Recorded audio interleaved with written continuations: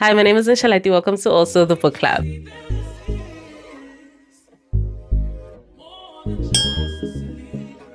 So today we're going to be talking about All My Friends Are Superheroes by Andrew Kaufman.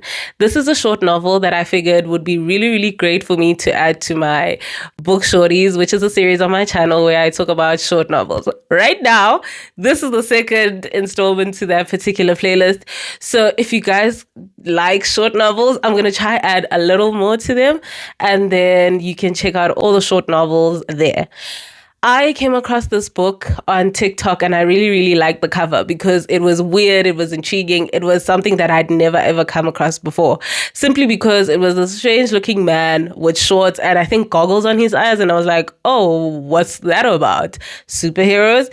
He doesn't seem like the conventional superhero, and that's what intrigued me most about this particular book. As we go through the book, we will be discussing what a superhero actually is and how it unfolds in this particular story. So if this is something you'd like to stick around for, stick around. Don't forget to like the video, don't forget to comment, don't forget to subscribe, and don't forget to share the video with all your friends. Okay, so as I was going through the book, I was trying to figure out what exactly was happening in this book. And before I tell you guys what is essentially the premise of the story, I think I should share what the definition of a superhero is from the internet. So it says, a human with superpowers or abilities beyond those of ordinary people. One could say they are exaggerated manifestations of everyday human quirks, habits, and personality traits. The reason I went out and found a definition was because as we go through the story, you have your main storyline, which is basically this guy named Tom being invisible to his girlfriend because somebody essentially hypnotized her into never seeing him. We have that story playing out. And then over and above that, we have all these superheroes being introduced to us. They don't function as anything other than like things to build our world around, right? So it gives us more of an insight into the kinds of superheroes that exist in this particular world. So when you read that story, you hear about all these really, really strange superpowers these people have. So that's why I went out and found a definition. The reason why this definition is important is because you realize that these superpowers are not necessarily superpowers in the way we all know superpowers, like people can run really, really fast or whatever the superheroes in Marvel are doing. I'm not a Marvel fan. I'm not a DC fan. I'm not a comics fan.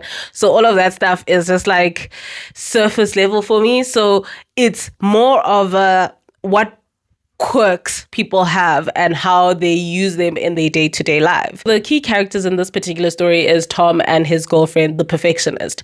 So Tom is merely a regular guy living in this world where there are a ton of superheroes and they all live in Toronto, Canada.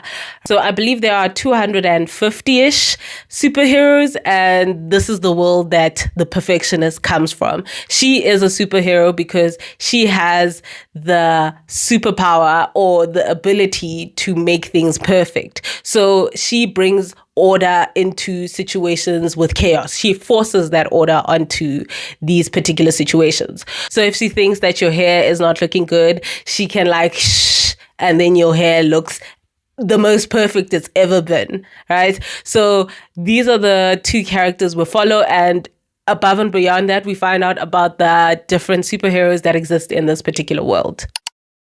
Let's do a chapter to chapter breakdown. So in chapter 1, we meet Tom and his girlfriend, the Perfectionist. They're both sitting in an airport. However, the Perfectionist can't see Tom because he is invisible to her. It's been 6 months since she last saw Tom. However, he's right next to her. She just can't see him. Everyone else is able to see Tom, and everyone else has been trying to explain to her that, yes, we see him, he's right there, but for some reason she is unable to see him. And as the chapter goes, we find out why. In this chapter, we are also then told about Tom's exes. So one of them is called Someday, and Someday basically she has the ability to think like big. She likes to think about the future. She likes to think about doing specific things largely, but also has an equal amount of procrastination in her. And in combination, when she uses those powers, she essentially begins to shrink. So if she says, can you imagine us living in a big house with kids and a family and all that? Can you imagine that happening someday? And then she shrinks. Every time she thinks big and then procrastinates that thought, she shrinks. So she's becoming less of the person that she wants to be because she's procrastinating this particular life that she wants to have. And so that's why Someday is called Someday. Another one is called TV Girl. So TV Girl used to watch so much TV growing up that she would empathize with the characters on the TV. And when she would get sad, she would start crying TVs. And so in the story, we find out that Tom and the Perfectionist are about to get married. And as they're about to get married, Tom is introduced to a man called the sitcom kid, who is TV Girl's older brother. So he starts fighting with Tom at his wedding and is like, you were the worst boyfriend ever because you just like to watch her cry just because you didn't have a TV in your house. So he didn't have a TV. So he just liked entertaining himself with the girlfriend's tears and sadness and all the emotions that she would have with TVs as like the indicator of those emotions. So basically, as they're fighting, the Perfectionist sees one of her exes. Her ex is called Hypno. He's a hypnotist. He hypnotizes people into doing things that he wants them to do. However, it comes with the caveat that that person needs to want to do that already in them. It needs to be in them for him to be able to will it to happen. For instance, when he first met the Perfectionist, he meets her at a diner that she was waitressing in. So he wanted coffee, and because she's a good person, she wants to give a good service. So he hypnotized her into bringing him coffee immediately. So she dropped everything and made coffee for him immediately. And she asked, how did that happen? How did you do that? And he's like, I didn't do anything. You already had it in you, and I just gave you permission to succumb to that particular feeling. So he feeds off of like people's wants and internal needs in order to hypnotize them. While the fight is happening between Sitcom Kid and Tom, Hypno is speaking to the Perfectionist. In this particular interaction, the ear, who is somebody who has very, very sensitive ears and can hear people speaking for like miles away, he hears a conversation between Hypno and the Perfectionist. In this conversation, he hears the Perfectionist saying, thank you for coming. And Hypno's like, are you happy with this man? And she's like, yes. So what do you see in this guy? What do you like about this guy? Why do you love him? And she's like, I don't know. And then he leans into that, right? He leans into the fact that she doesn't know what she likes about him, particularly what she sees in him. So Hypno then hypnotizes her not to see anything with regards to this guy, and thus making him virtually invisible to her, but in reality. So she's unable to see Tom, and that's how he becomes invisible to her. So there's like one big plot hole in the story from this particular interaction, but we'll discuss it later. So in chapter 2, we find out why this book is called All My Friends Are Superheroes. So when Tom moved to Toronto, Canada, he needed a job. So one of the jobs that he got was to become a pool cleaner. The pool was like green and murky, and he realized something was blocking I think it's the pipes or whatever, like a hole where things can go through. So he dove under and he tried to pull it. And then something slimy like slithered around him, and then he jumped. And then when he got out, he realized it was an amphibian. So an amphibian is like a vertebrae, like of the frog and toad variety. So that's that. So when he meets this guy, he's green, he has webbed feet and all of that stuff. And he goes, oh, thanks for helping me. I've been stuck there for a very, very long time. And Tom goes, oh, you can talk? And he's like, yeah, that's my superpower, being an amphibian. So that hence his name being the amphibian. So in this particular situation, they become friends because Tom essentially helped him out, and then the amphibian introduces Tom to all his friends who are superheroes, and thus all my friends are superheroes. In chapter 3, we get more insight into how living as invisible to his wife essentially is. So Tom tells us At first, it was good, it was fun, because he got to watch this woman who couldn't see him live her life. So people tend to live their lives completely differently than when they are being watched. And he got to see this woman and fall more in love with her because he realized that even without like people watching her, she still is relatively the same person, and he keeps falling in love with this particular individual over and over again because he gets to see sides that no one else actually gets to see. Afterwards, 4 weeks into this whole arrangement where he's still invisible to his wife, his heart begins to break. Right?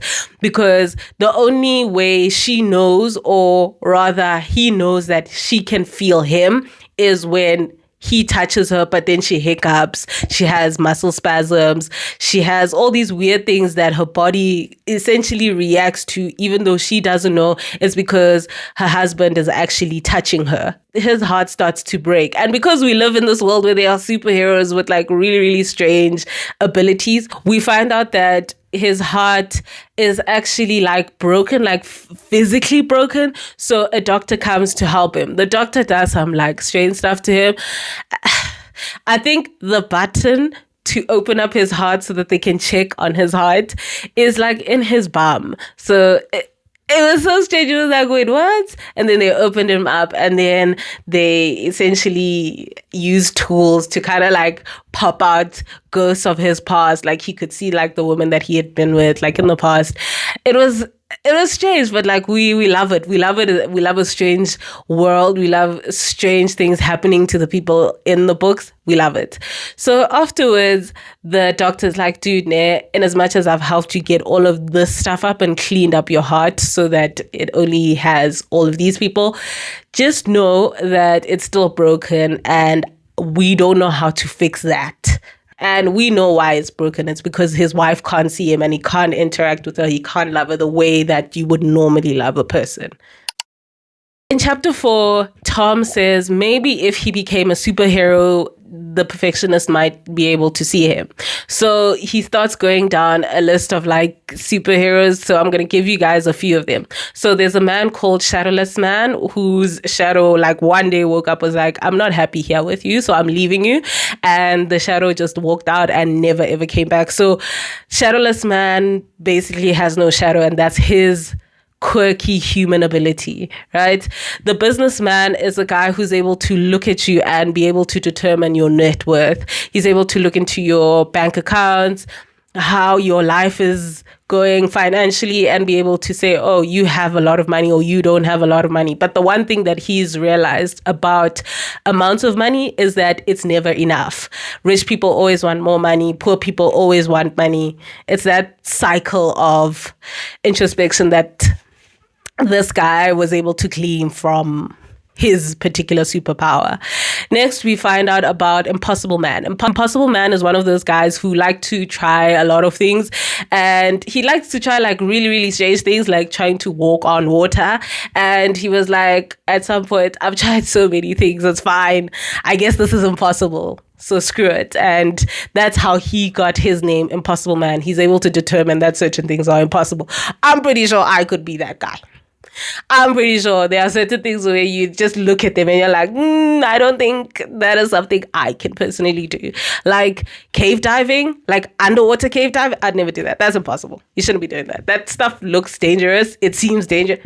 Let me not go on a deep dive. But basically, that's the Impossible Man. Afterwards, we find out about Falling Girl. Falling Girl basically falls over, under, or whatever things, right? So some of the things that she's fallen off of are chairs, tables. She has fallen from grace. She's fallen off buildings. So she doesn't like to go too high in buildings. So she never goes to a building higher than the second floor, because at least the second floor she can like survive that fall. But she can't survive a 25 floor drop type of thing. And then we're introduced to Stress Bunny, who's able to absorb people's stress within a 50-mile radius. I am not sure what 50-mile radius is. I'm not sure, because I function in kilometers, so I can't tell you if that's big or that's small. sadly. So yeah, so people like to invite Stress Bunny to parties because they have less stress in her presence. So that's basically what happens in chapter 4. Chapter 5, Tom tells us while he's still in the airport that he doesn't like standing in line. So you know how in an airport, just before you board a flight, the people tell you, hey, come through. We are boarding rows 1 to 10, business class, economy class, that stuff. So he's like, I don't think it is necessary for all of us to stand in a line if they're going to let us in at some point. So he sits down because he knows that that kind of like exacerbates his anxiety. So the first time he experienced anxiety in the superhero environment was when he went on a first date with the Perfectionist. So he tells us about this. So they were on their first date and everything seemed to have been going well. And then she invites him over to her house. So he started getting nervous and anxious. And because of that, a monster called the anxiety monster came to their door and was trying to rip his face off. Because think of this imagery that I'm going to put up on my screen. Think of that imagery in like a feeling, but on a monster. That's basically what he's seeing. And this thing is just trying to rip his nerves apart because he's so anxious. And the only way you can get rid of nerves and anxiousness is to either take a bath or fall asleep. So the Perfectionist decides, I'm going to take a bath. She takes a bath and he instead passes out and he faints. So that's how the anxiety monster like disappears because like his nerves essentially calm down because he fell asleep. So that's the story of the anxiety monster. Another interesting thing that we find out in this particular story, which I don't know what it means, but I'll tell you. So at some point in the friendship between Tom and the amphibian, he was asking the amphibian how he feels about all the monsters in the place. And the amphibian goes, until I met you, there were no monsters in this place. And then Tom was like, oh, so you're not afraid of anything? And then it explains to us, the book explains to us that the monsters are essentially created by things that you are afraid of, right? So I think Tom is a regular human who's afraid of a lot of things, and that essentially creates monsters. For some reason, these superheroes aren't afraid of things in the same way that Tom is. However, the world is presented in such a way that they are human. They just have super abilities in certain aspects. But then why aren't they afraid of things? And why was it only once Tom moved to Toronto were these monsters like around? In chapter 6, the Perfectionist and Tom are sitting in the plane and they're about to take off. Just before they take off, the Perfectionist sees a guy she thinks looks like Spooner. So Spooner is basically a guy who's able to feel that somebody needs to be spooned and cuddled, right?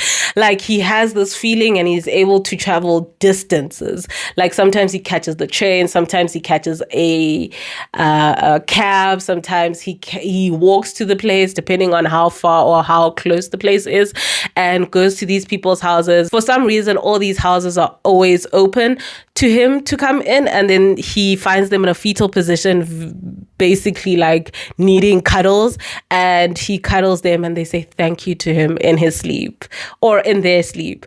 And then he leaves once he feels that they don't need him anymore. And at one particular instance, he does this while he was still dating the Perfectionist, and she was the person who needed cuddling, which is strange because she was his girlfriend. So wouldn't she already have that? So I think the reason they broke up is because she wasn't getting it from him. I think they don't tell us. It's a short story. They don't tell us. As the plane is about to take off, the Perfectionist basically gets really, really, I guess it's scared, a little bit scared, which again brings up the hole that I pointed out in the last chapter, right? But let's not get into it. Some things we don't need to like overanalyze. So she gets a little bit scared with the ascent of the plane, and then as the plane takes off, she grips onto the armrest and she just holds on for dear life until the plane is in the air and more stable. Then Tom like rushes to the bathroom after the plane has ascended and now it's in the air, and he tells us that, hey, she gripped my hand and she made like nail marks on. And because this is the first time in months that she's actually touched him, and he could feel her touching him, he's very, very excited that there might be a way for her to be able to see him. In chapter 7, we find out where the animosity between Hypno and Tom actually comes from. Most specifically from Hypno's side, but we find out more about that. But first, he tells us that in this world, there are no supervillains, right? Despite the fact that they're living in a world where they are superheroes, and one would assume because we have superheroes, the antithesis to that would be a supervillain. There aren't really people who hate each other because of like specific things that one did to another person, right? For instance, he says the businessman hates the union. Like there's no real reason. They just hate each other and walk around in town saying, you're evil, you're evil, you're evil. And other people have the same thing. The perfectionist has a gripe with a person called the projectionist. It's not even because they have opposite powers. No, it's just like people not liking each other. So again, it's the real world with like really, really quirky things happening in it. So let's think Gotham, I guess. But not really, because I don't understand the law around Gotham. But you have Batman with his, I guess, whatever power he has. Like, in my mind, that man don't have powers. But, like, I don't know the law behind it. But he lives in this world where people accept that there's this vigilante guy walking around helping them out. Right? So, but he's a real guy, we think. So basically, this is the world that we are introduced in this superhero world. I don't know, but like, it's a short story. Not everything is going to be handed to you on like a silver platter. So afterwards, Tom explains that parties get really, really like shouty for no reason. And I laughed. I don't even know why, because it's like, you're evil, you're evil. People are strange, but like basically he tells us that's what happens. And at one of these parties, he goes and he makes the joke because he says everybody has the in the front of their names, right? The perfectionist, the projectionist, the amphibian. So everybody is the. And then he goes, watch, speaking to amphibian. He goes, listen, hey, the. And then a lot of the the's look... It's not even that funny, and yet I cackle when I think about it, right? So he tells us that joke made a lot of people at the party laugh because everybody realized the absurdity of how everybody is the something, the businessman, the shadowless man. Everybody is the. And that's why everybody's like... We're so strange for that, but this is the world we're living in, so that's why they laughed. And one of the people who laughed was the perfectionist. At that point, the perfectionist had not met Tom, and she was still dating Hypno, right? And Hypno did not like that his girlfriend was laughing at this man's joke, who was such a regular Joe. And so he was like, why are we laughing at that weirdo who made jokes? And not because the joke was not funny, but rather the joke made his girlfriend laugh. Sometimes people's egos are like top tier nut. Anyway, afterwards, he hypnotized everybody to forget Tom's name for the rest of the night. So, for instance, when the perfectionist was sitting and talking to Tom, she'd be like, remind me what your name is again? And he'd be like, Tom, my name is Tom. And he goes, oh, okay, cool.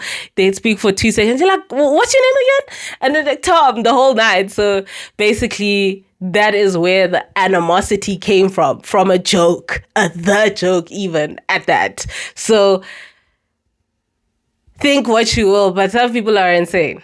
Some people are absolutely insane. But hey, afterwards, Hypno tells us in the story, because the story is told in like the third person perspective, we're able to jump around to different characters. But Hypno tells us that Tom is one of the only people in the world that they live in that he's unable to hypnotize. And I asked myself, why is that? And then I thought about it a little bit more deeply because like I waste my time thinking about nonsense. And I thought maybe it's because Tom doesn't actually want anything in particular. Like this man moved from wherever he was to Toronto because he could.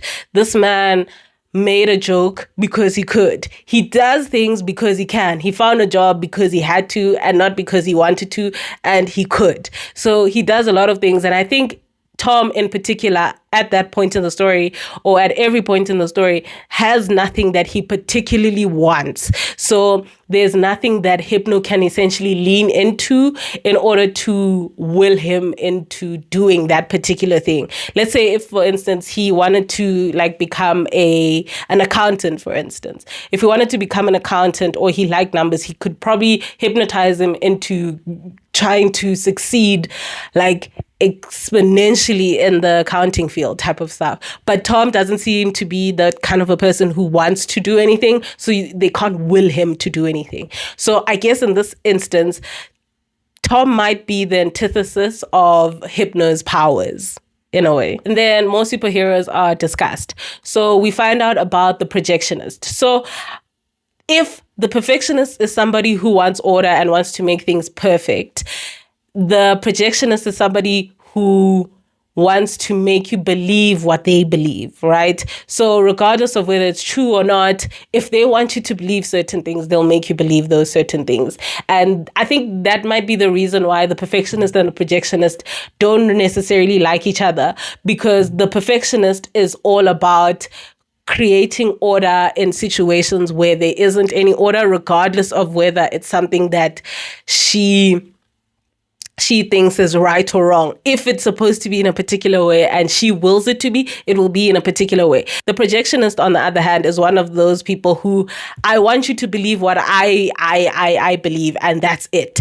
It doesn't matter how the world is set up. She will make you believe because she's projecting a particular reality to you, despite the fact that it might not be true, and creates chaos. It doesn't matter to her as long as it creates the reality she wants to create in the world. Another person that we're told about is the seeker, is somebody who can like find places, and once they reach those places, they get really, really antsy and try to find another place, and then they just keep going about their life trying to find the next place.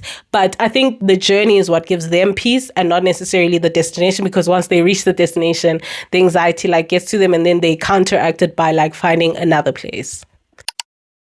So in chapter 8, Tom tells us while he's still on the plane about the first night he spent as invisible. So I'm pretty sure I mentioned this. It was their wedding night. They were getting married that day, and they got married. He became invisible to her, and then she goes home seemingly alone. Tom goes home with her, and because he realized that every time he touched her, she would like have muscle spasms, hiccups, and all of that stuff, he was like, okay, I'm not going to touch her until she falls asleep. She falls asleep, and then he cuddles her because in his mind, this is my wife, this is our wedding. I just want to touch this woman without her like doing all these weird things like hiccuping and having muscle spasms and just like being jittery just because I touched her, right? So he thought if she's sleeping, she won't be aware of that and she won't be hiccuping. So issue with him cuddling her in the middle of the night is her body knows that something unfamiliar is touching her, right? Even when she's awake. That's why she manifests his touches in hiccups and muscle spasms and all of that stuff. When that happens, her body is reacting. So at night, her body is still her body. So her body will react in some way or another. So in my head, I pictured her body essentially tensing up the moment he starts to cuddle her. Because think about those times where you have these very, very vivid dreams where it feels like you are in like a scary situation, you are in trouble, you are in terror, you just tense up. And that's what I think her body was doing. And when it tensed up, she stopped breathing, because your natural instincts in those particular situations is to just like stay still, don't breathe, don't make too much noise because the danger is around. Right? So she tensed up and she stopped breathing. And because she stopped breathing, when he lets her go, she took a big breath and started hyperventilating. And then he started to freak out because, oh my gosh, I think I hurt her. He doesn't know how. So he gives a call to Hypno and goes, what the hell, dude? How do I stop this? She's in trouble. And Hypno's like, screw you. Why did you touch her? And he's like, it's my wedding night. I wanted to touch my wife. And he's like, no, you're not supposed to do that, but she'll be fine. just give her a few moments and then she'll be fine. And then Hypno says, just go check on her. She should be fine now. So Tom goes, he checks on her and finds out that she's fine. He goes back to his phone call and realizes Hypno hasn't dropped the call. And he's like, hey, she's fine now. And he goes, yeah, cool. And then Tom is like, how can I stop this? How can I let her see me? And Tom is like, if you don't get it, then you don't really, really love her, because it seems like you're afraid of her. And I was like, what the hell does that even mean? To this day, I don't know what it meant. Okay, so chapter 9 is the last chapter we're going to be talking about. And I think it's really, really interesting that we got to this particular chapter, which is like halfway through the book, because this chapter, we find out how she decided to move to Vancouver. So she lives in Toronto and she's now moving to Vancouver. So the perfectionist goes out and buys 600 cigarettes. She decides, I'm going to smoke all of these cigarettes. And by the time I've gotten to like the 600 one, Tom should have come back by then, because she's not believing what other people are saying with regards to he's right there, because she can't physically see him. So she starts smoking and smoking and smoking. And on the 12th day, when she gets to like the 600 cigarette, she hears a knock on her door and she's like, oh my gosh, is it Tom? Obviously not. Tom is right there watching her doing all of this garbage. She then goes and opens the door and realizes it's a salesman. The salesman is like, hey, I'm selling love. And she's like, you're lying. You're probably selling vacuum cleaners. I don't want one. And he's like, no, I promise. And then says, just let me in and let me talk you through the different love packages that I have. And then we see what you might be interested in. He then says, I've got the love that's yours as long as you do what you're told. The love that worries, it's not good enough. The love that worries, it'll be found out. The love that fears being judged and found lacking. The love that's almost but not quite strong enough. The love that makes you feel they're better than you. Right? And she's like, nah, bruh, none of that sounds nice. Like, I don't want any of that. I want the love that me and Tom had. And he's like, what love is that? And she's like, true love. I was so sad for her, Shane, because you realize that this is hard for her. In as much as we're getting the story mostly from Tom's perspective, we also get situations where we're told about how she's feeling about this entire mess. She feels like she found someone, she married this person, she loves them, and she can't see them, she can't be around them, she doesn't have any interaction with them, and it just feels hollow. Her love is essentially non-existent. So hence why she decides, you know what, screw this, I've waited 6 months, I'm leaving. And that's when she decides to move to Vancouver. So I'm going to stop here for today so that you guys can go out and read the rest of the book and find out whether or not Tom is able to convince the perfectionist that he is not invisible even to her. And yeah. Another thing that's very, very fun about this book is that it exists in a world that has been created with like hints of the elements of the book. So we get a lot about the different superheroes that exist here. And we then start to understand that being a superhero isn't necessarily about superpowers, but rather like extraordinary human abilities that people hone in on, right? So I enjoyed that. Another thing that I liked about it is that this world exists in a world that you and I can understand and isn't too far-fetched in such a way where you don't really understand how things look. Like if you and I were to be put into the same place and asked to describe this world, we'd more or less start explaining it from the world you and I live in, maybe build in a few other elements that aren't necessarily supernatural, but very realistic and can be found in our world just with these people who have superhuman abilities.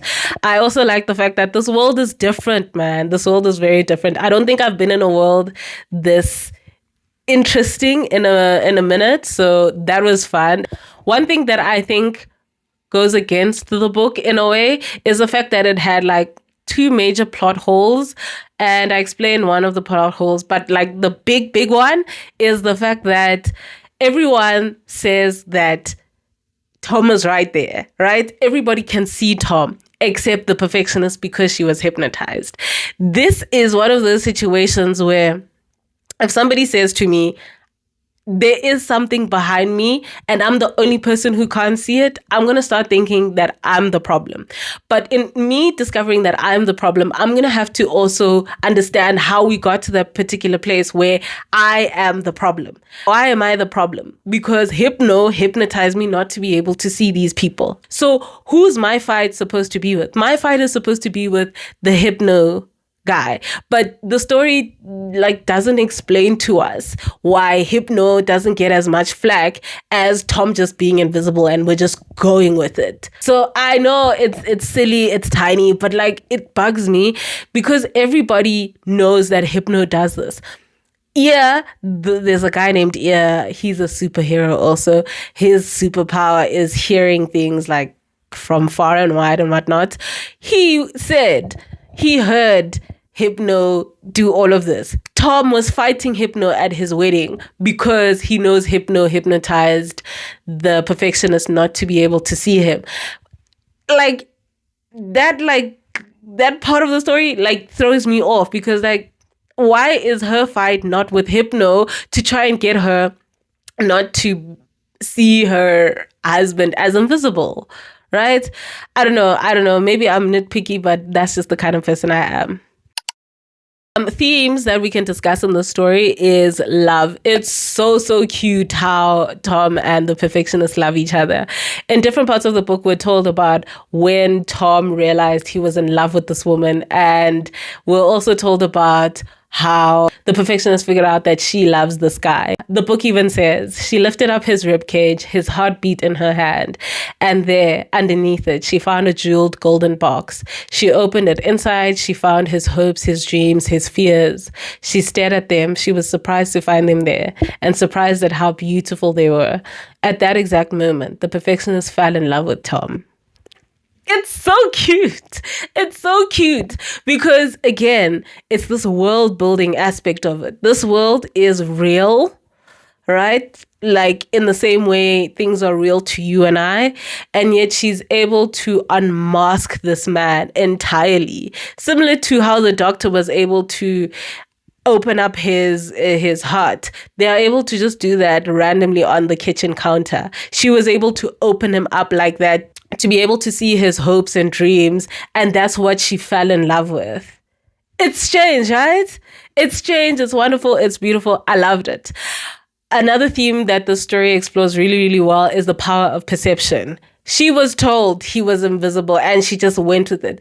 That's how much power Hypno had over her perception of this guy that she loves so much. So he was able to lean into the idea that she didn't know what she saw in this guy and made her unable to see him at all. And that is a perception thing because everybody else is able to perceive Tom and yet she was unable to perceive Tom, which was the strange part, which is another plot hole in my mind. But I think that's the point of the story. To put you in a particular place where you think about these things far and beyond what is being told to you on the paper, right? Or my screen, because I read off my phone. And lastly, we have acceptance and insecurity. So this whole story is about human beings with superhero powers and abilities and all of that stuff, right? But you find that a lot of the abilities that these human beings have aren't necessarily superpowers that they can do anything in particular with. There's a person called Battery who is able to take particular characteristics and make them a bolt of lightning, I guess. And that bolt can hurt people. That is what you would think is a conventional superhero. But in the story, you find people able to do things that are really, really weird and quirky, being able to find places. You think everybody can find places, but the way they explain it seems more exaggerated, which goes back to the explanation that I gave you guys at the beginning, where we talk about how these superhuman abilities are exaggerated manifestations of everyday human quirks. So we watch all these different characters have the wherewithal to be able to do all of this stuff, and it's so cool. And that's why you have all these superheroes. Then you find all these people who've accepted these like really, really weird quirks that they seemingly only have and define themselves like that. And most of the time it's things that people are insecure about. Like a person who doesn't have a shadow would be hella insecure in a situation where we're all standing, the sun is behind us, and you get, so everybody has a shadow and you have an insecurity about that, but they lean into these insecurities and say that these are their superpowers. It's very interesting. It's very fun. I loved it. You should check it out too. So some final thoughts. I like this book. I like it because it asks you to look at yourself and try and figure out what is something that is uniquely extraordinary about any part of your life, and define yourself by that, and then become a superhero from that alone, but still be able to go out of your way and live life. There is a person, I forgot what their name was, but he was able to make life feel like a Sunday morning. You see, where you're not resting from the long week and you're not stressed out about the week ahead like a Sunday afternoon, but you're just like at peace. So he was able to make every day feel like that. So he leaned into that too much. He would sit around for weeks, for months on end, doing absolutely nothing. That was one of the perfectionist's ex-boyfriend, and at one point she realized, oh my goodness, I've gained so much weight because all we do is lounge around, watch TV, eat, take away, and just enjoy every day like it's a Sunday morning. And she left him because she felt like this is not the life I want. So she left him. But in saying that, you realize that this is something that he likes, so he leaned into it and he became that particular person. So if, for instance, I like to read a lot of books, I then call myself a reader, but I still need to realize that life is beyond just what I've defined myself as. And that's what I enjoyed about the book. It forces you to think about yourself and any extraordinary thing that you think you are able to do that other people do, but not necessarily as good as you do, but still be able to look past all of that and still live life. And I liked the tone of the book. The tone of the book is so bubbly and but at the end of it all, you're trying to figure out, can he see her? Will he be able to convince her that he is not invisible? And I like that. I like when the tone of a book doesn't seem particularly serious all the time or particularly comical all the time, but a good balance where you're trying to like understand, oh, these people are essentially people with complex emotions consistently. And so the tone needs to feel complex too. And the book does that really, really well. So all of this to say, this book was really, really fun. It was good. It was tiny. I think it was like just over 100 pages. So if you want something quick, fun, and very easy to read, give All My Friends Are Superheroes a try. And yeah, anyway, thanks guys for joining me. I hope you had as much fun as I did making this particular video. I will try and make more book shorties. I will, because I like this series, because I like how this will make reading more accessible to other people. So yeah, anyway, don't forget to like the video, don't forget to comment, don't forget to subscribe, and share the video with all your friends. Okay, bye. I was always